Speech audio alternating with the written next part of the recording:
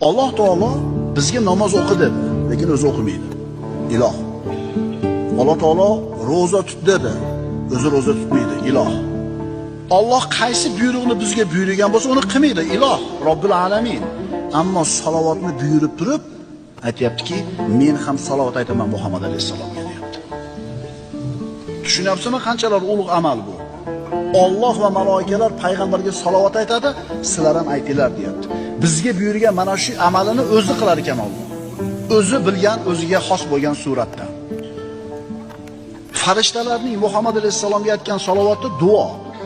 Muhammad alayhisalom haqqiga duo qilishadi, shu salovat deyiladi. Odamlarni Muhammad alayhisalomga aytgan salovati istig'for bo'ladi Muhammad alayhisalomga.